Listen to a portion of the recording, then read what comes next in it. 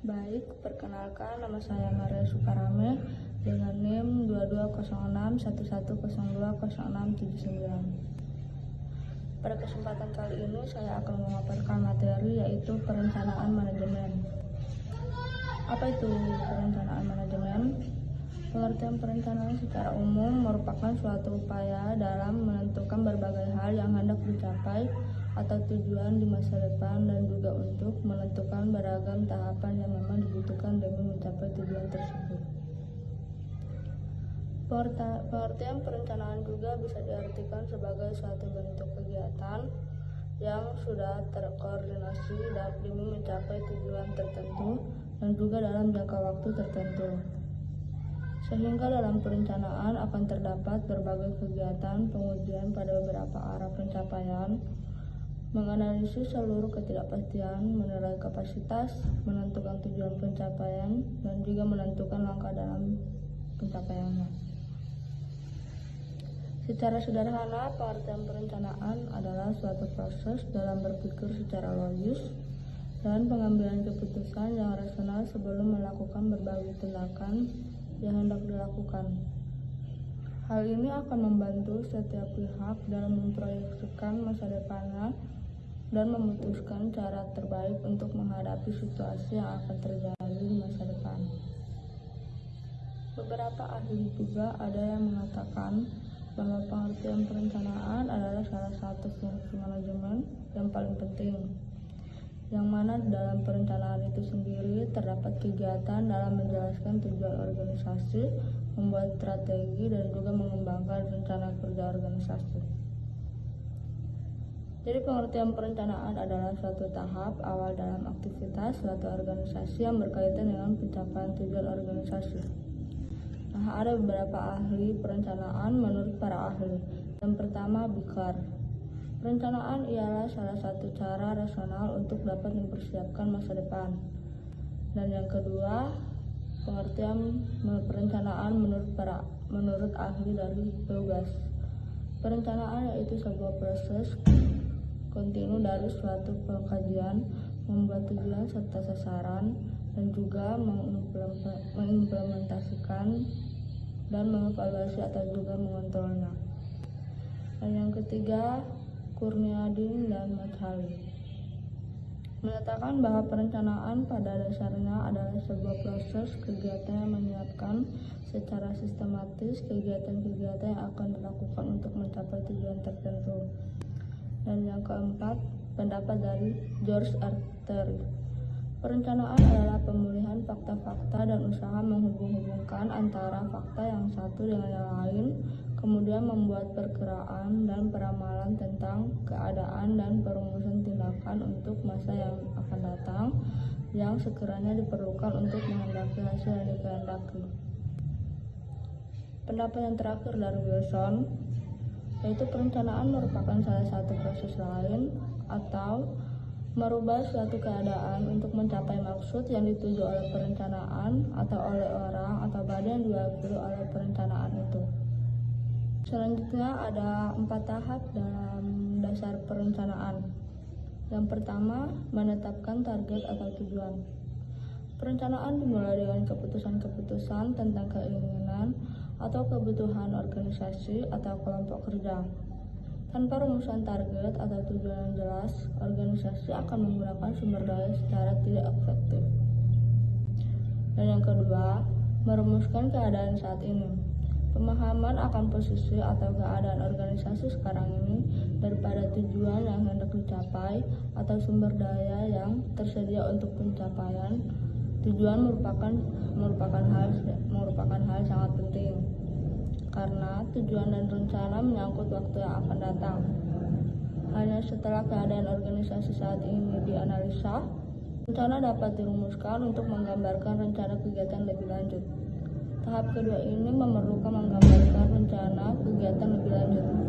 Tahap kedua ini memerlukan informasi terutama keuangan dan data statistik yang dapat melalui komunikasi dalam organisasi. Dan yang ketiga, mengidentifikasi segala kemudahan dan hambatan. Segala kekuatan, kelemahan, serta kemudahan dan hambatan perlu diidentifikasi untuk mengukur kemampuan organisasi dalam mencapai tujuan. Oleh karena itu, perlu diketahui faktor-faktor lingkungan, dan ekstern yang dapat membantu organisasi mencapai tujuannya, atau yang mungkin menimbulkan masalah. Walaupun sulit dilakukan, antisipasi keadaan, masalah, dan kesempatan, serta ancaman yang mungkin terjadi di waktu mendatang adalah bagian esensi dari proses perencanaan. Dan yang terakhir, mengembangkan rencana atau serangkaian kegiatan untuk pencapaian tujuan. Tahap terakhir dalam proses perencanaan meliputi pengembangan berbagai alternatif kegiatan untuk pencapaian tujuan, penilaian alternatif tersebut, dan pemilihan alternatif terbaik atau paling memuaskan di antara berbagai alternatif yang ada. Selanjutnya, hubungan perencanaan dengan fungsi manajemen lainnya. Yang pertama, pengorganisasian dan penyusunan personalia pengorganisasian. Personalia pengorganisasian adalah proses pengaturan kerja bersama sumber daya, keuangan, fisik, dan manusia dalam organisasi. Perencanaan menunjukkan cara dan menunjukkan sumber daya tersebut untuk mencapai efektivitas paling tinggi. Dan yang kedua, pengarahan. Fungsi pengarahan selalu berkaitan dengan perencanaan. Perencanaan menentukan kombinasi yang paling baik dari faktor-faktor, kekuatan-kekuatan, sumber daya, dan hubungan-hubungan yang diperlukan untuk mengarahkan dan memotivasi karyawan. Dan yang ketiga, pengawasan perencanaan. Dan pengawasan saling berhubungan sangat erat disebut produk perencanaan efektif. Oleh karena itu, pengawasan bertindak sebagai kriteria penilaian pelaksanaan kerja terhadap rencana. Tujuan setiap rencana adalah untuk membantu sumber daya dalam kontribusinya secara positif terhadap pencapaian tujuan dan sarana organisasi. Selanjutnya, tipe-tipe perencanaan. Yang pertama, berdasarkan tingkatan. Master plan atau rencana induk adalah perencanaan yang berfokus pada kebijakan organisasi yang di dalamnya ada tujuan dalam jangka panjang dan memiliki ruang lingkup yang luas. Operational planning atau rencana operasional adalah perencanaan yang berfokus pada pedoman pelaksanaan program yang terdapat dalam sebuah organisasi. Day-to-day planning atau rencana harian adalah perencanaan yang memuat aktivitas harian dan sifatnya rutin. Dan yang kedua, berdasarkan ruang lingkup. Strategi planning atau rencana strategis adalah perencanaan yang memuat uraian kebijakan dalam jangka panjang dan memiliki waktu pelaksanaan yang lama. Jenis perencanaan yang satu ini sangat sulit diubah. Tactical planning atau rencana taktis adalah perencanaan yang memuat uraian kebijakan dalam jangka pendek dan pelaksanaannya dapat disesuaikan dengan aktivitas selama masih memiliki tujuan yang sama. Integrated planning atau rencana terintegrasi adalah perencanaan yang memuat penjelasan menyeluruh dan bersifat terpadu. Dan yang terakhir, berdasarkan jangka waktu. Long term planning atau rencana jangka panjang adalah perencanaan yang berlaku dalam jangka waktu antara 10 hingga 25 tahun. Medium range planning atau rencana jangka menengah adalah perencanaan yang berlaku dalam jangka waktu antara 5 hingga 7 tahun. Short range planning atau rencana jangka pendek adalah perencanaan yang berlaku dalam jangka waktu kurang dari 1 tahun. Selanjutnya, keunggulan dalam perencanaan. Membantu manajemen untuk menyesuaikan diri dengan perubahan yang dapat terjadi. Kemudian, memungkinkan manajemen memahami keseluruhan gambaran operasi yang diinginkan. Dan membantu penempatan tanggung jawab secara lebih jelas dan tepat. Dan juga memberikan secara pemberian perintah untuk beroperasi. Lalu memudahkan dalam melakukan koordinasi di antara berbagai bagian organisasi. Lalu membuat tujuan lebih khusus, terperinci, dan lebih mudah dipahami. Dan meminimumkan pekerjaan tidak pasti. Dan yang terakhir, menghemat waktu usaha dan dana. Selanjutnya, kelemahan perencanaan. Pekerjaan yang tercakup dalam perencanaan terkadang berlebihan atau tidak sesuai dengan kenyataannya. Perencanaan cenderung menunda kegiatan. Perencanaan mungkin terlalu membatasi manajemen untuk berinisiatif dan berinovasi. Kadang-kadang hasil yang paling baik didapatkan oleh penanganan setiap masalah pada saat masalah tersebut terjadi. Kemudian ada hambatan-hambatan dalam perencanaan. Yang pertama yaitu kurang pengetahuan tentang organisasi, dan yang kedua kurang pengetahuan tentang lingkungan, dan yang ketiga ketidakmampuan melakukan peramalan secara efektif. Keempat, kesulitan perencanaan operasi-operasi yang tidak berulang. Dan yang kelima, ketidaksediaan untuk menyingkirkan tujuan-tujuan alternatif. Dan yang terakhir, biaya. Selanjutnya ada alasan perencanaan. Beberapa alasan dalam perencanaan. Yang pertama, untuk dipakai sebagai alat pengawasan dan pengendalian kegiatan usaha sehari-hari. Perencanaan usaha yang telah disusun dengan baik akan memudahkan para pelaksana untuk mengetahui apakah tindakan mereka menyimpang atau sesuai dengan rencana. Dengan adanya perencanaan usaha yang disusun, atau tentunya sebelum suatu kegiatan dilakukan, dengan cermat dapatlah dipilih dan ditetapkan kegiatan-kegiatan mana yang diperlukan dan mana yang tidak diperlukan. Dengan adanya perencanaan usaha, maka segala kegiatan dapat dilakukan secara tertib dan teratur sesuai dengan tahap-tahap yang semestinya. Dan yang kedua, untuk mendapatkan pembiayaan dari lembaga pemberi pinjaman, atau to obtain the institution financing.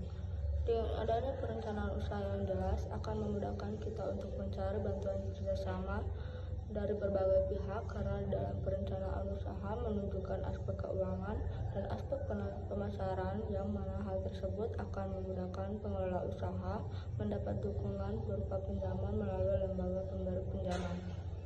Dan yang ketiga, untuk mendapatkan dana investasi, atau to obtain investment funds.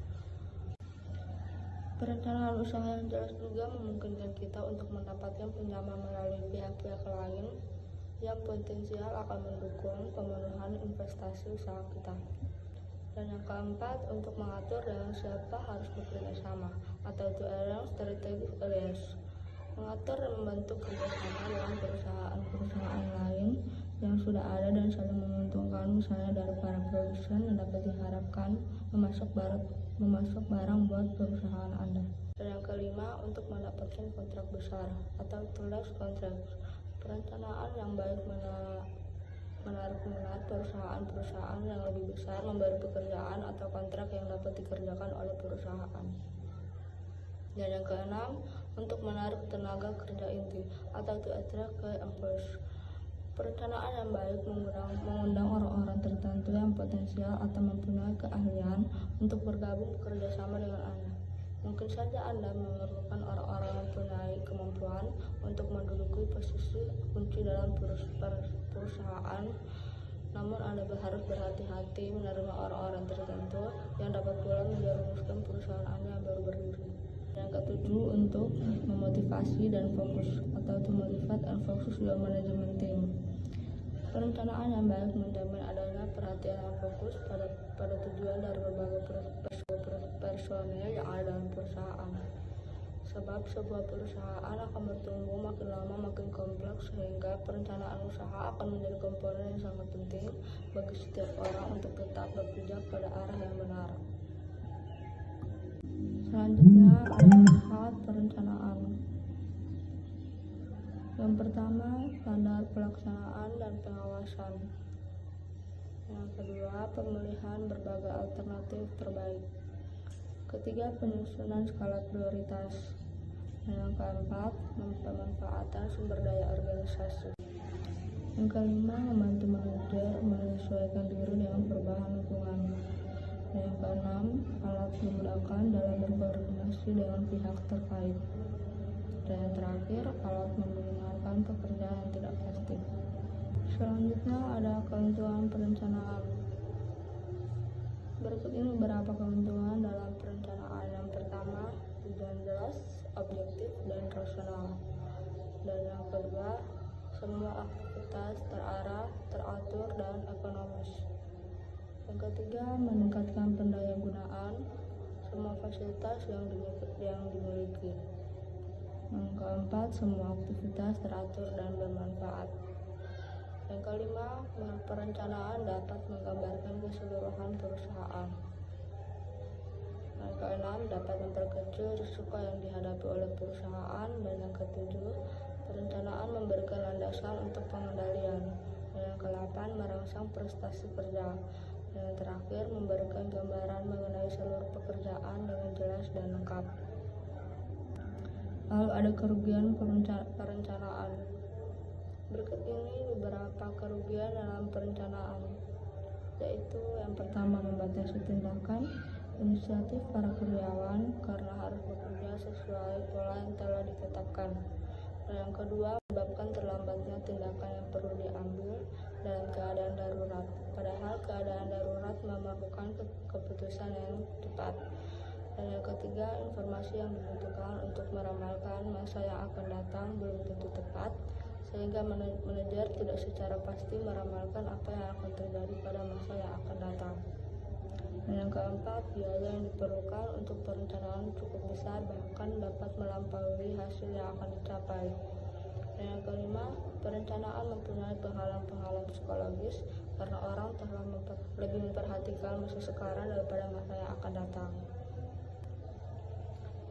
Selanjutnya, perencanaan dalam manajemen. Mengapa perencanaan begitu penting dalam organisasi? Yang pertama, tujuan menjadi jelas dan terarah. Yang kedua, semua bagian yang ada dalam organisasi akan bekerja ke arah satu tujuan yang sama.